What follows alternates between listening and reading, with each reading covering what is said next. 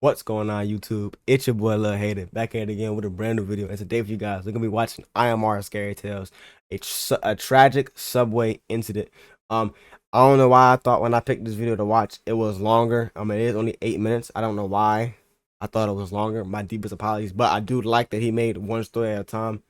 This is a sick idea from him because he usually does 2 stories at a time, 3 stories at a time, or 100 stories at a time. So him doing the small stories actually gives him more idea. That's very sick. I like that. You guys love when I react to scary videos, so I'm gonna keep reacting to them. And IMR Scary Tales has to be the best scary videos maker on YouTube at the moment. Again, if you guys want to see more IMR Scary Tales, hit the like button. And without further ado, let's get right into this video.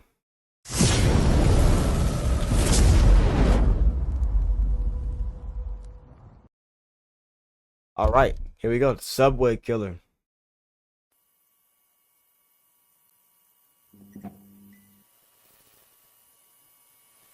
Long intro. Come on now. My name is Joseph, and I never thought I'd come this close to death. I'd spent years in the music industry, programming beats and spinning records as a DJ. Come on. But nothing could have prepared me for what happened on New Year's Eve. New Year's Eve. The subway was crowded that night. It always is on New Year's Eve. People were heading to... Hold up, we're gonna change the lights in the background, make it more vibey. We're gonna just some of these lights. Hold on. Let's make it more scary. Let's set the mood. Ooh. Parties, celebrating, laughing. I was just trying to get home after a long night of work. Right. My head was buzzing, not from alcohol, but from exhaustion. I had played a long set, and all I wanted was my bed. I stepped onto the platform at 49th Street Station, waiting for the train.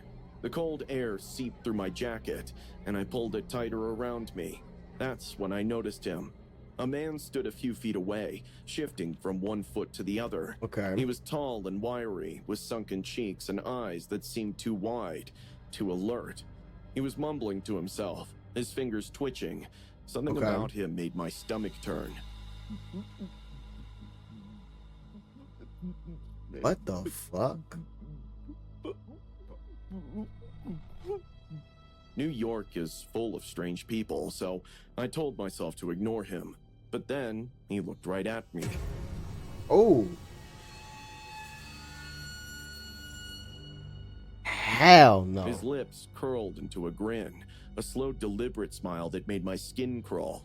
My instincts screamed at me to move, to walk away. Time to go, bro. Time to go, bro. The distant hum of an approaching train filled the tunnel. People shifted, inching closer to the edge. I checked my phone, trying to act casual, but my heart was pounding. Then, everything happened too fast. A rough shove slammed into my back. My body lurched forward, and before I could react, I was falling. Time slowed. Oh, the shit. screams of bystanders echoed through the station. The ground rushed toward me, my hands flailing to break the fall. My head hit the metal rail, and a sharp pain exploded through my skull. I barely registered the blinding light of the train's headlights, the screech of brakes. Luckily, the train operator saw me at the last second and pulled the emergency brakes. Somehow, I had landed in the small space between the rails, just inches from being crushed. Oh my God. My body. My ribs felt like they had been smashed with a sledgehammer, and my head throbbed like it had been split in two. Wow. Blood pooled in my mouth. Hey, push him. I tried to move, but agony pinned me down. Voices shouted above me. Someone was calling for help. Sirens wailed in the distance.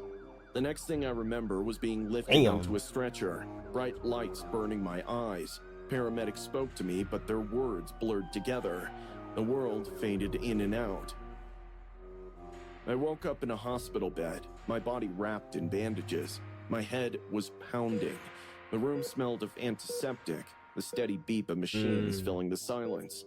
A nurse leaned over me. You're lucky to be alive, Mr. Linsky. Lucky? Linsky, I felt like I had been hit by Mr. Linsky.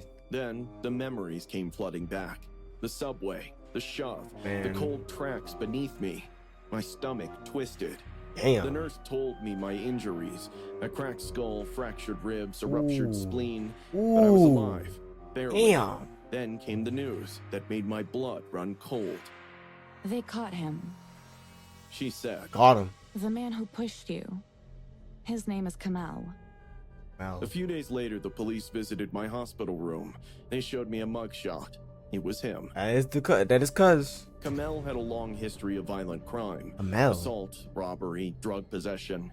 He had been in and out of jail for years, yet he was still walking the streets, free to push an innocent person in front of a train. That is crazy. I stared at his picture, my fingers clenching the hospital blanket.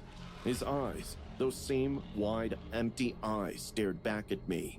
He didn't say why he did it? I asked. One of the officers shook his head. No real motive, just said he felt like it. A chill ran down my spine. He felt like this it? This man had tried to kill me for no reason. No argument, no provocation. Just a sick desire to see someone suffer. That's crazy. Even after KAHLIL was arrested, I couldn't sleep. Every time I closed my eyes... I mean, how would you sleep? You got a fucking cracked skull, bro. Come on now. I was back on that platform. That is crazy. Feeling the force of his hands on my back. The train's headlights burned into my mind. One night, I woke up gasping for air, my heart hammering. Sweat drenched my sheets. I grabbed my phone and scrolled through the news. KAHLIL's trial was approaching. The prosecutors were pushing for attempted murder charges. I needed to see him again. Against the advice of my doctors and friends, I attended one of his hearings. I needed closure. When I walked into the courtroom, my ribs still aching, KAHLIL was already sitting there in an orange jumpsuit. His hands were cuffed, his posture slouched. Then he looked up. Island, what the fuck? People are so fucking weird. That same grin spread across his face. It was subtle, just the corner of his lips curling, but I saw it. My stomach twisted. He wasn't sorry. He wasn't afraid. He was enjoying this. What? I clenched my fists, my nails digging into my palms. I wanted to shout, to ask him why. But what good would that do? This man has no soul. The judge read the charges, and for the first time, KAHLIL's grin faded. Reality was sinking in. Months have passed, but the scars, both physical and emotional, are still there. KAHLIL Hawkins was sentenced to 25 years in prison. It doesn't feel like enough, but at least he's off the streets. 25 years don't feel like enough. Are you crazy, bro? Are you fucking crazy?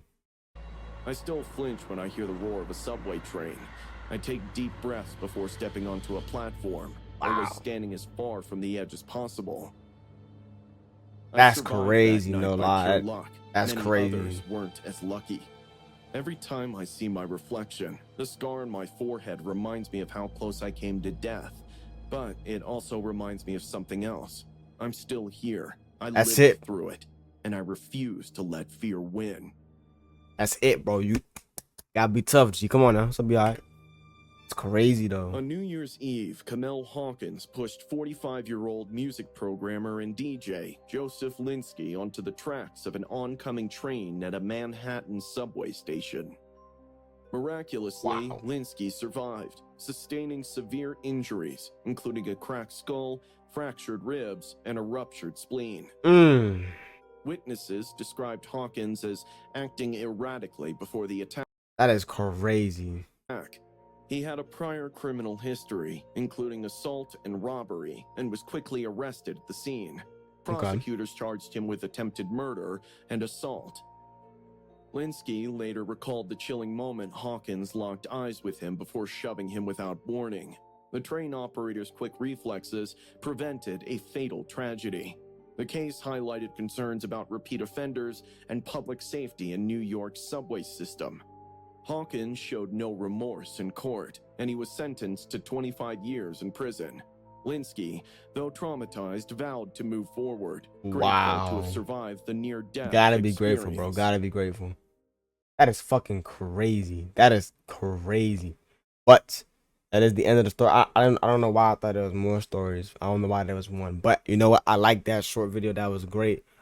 If you guys want to see more IMR scary tales on the channel, I know you guys love when I react to videos, especially the scary ones. If you guys want to see more IMR scary tales on the channel, make sure you hit the like button. And if you're new to the channel, hit the subscribe button. We're on the road to 200 subs. I cannot thank you guys so much. With almost 200 subs, that is outrageous. I said it in yesterday's video, guys. There's some new things coming to them. As you can see, There's new things. I got a desk that's been back there for the last couple videos. There's a lot of stuff coming. Actually, I tease it now. A lot of stuff coming. You get me? A lot of stuff coming. But yeah, I'm so excited to show you guys that I'm so excited that you guys have been helping me pushing me to do better and shit like that. Thank you guys from the bottom of my heart, and we're gonna keep seeing what happens. Again, if you guys want to see me and more scary videos, hit the like button, hit the subscribe button, and join me on the road to 200 subs. I will see you guys next time, and peace out.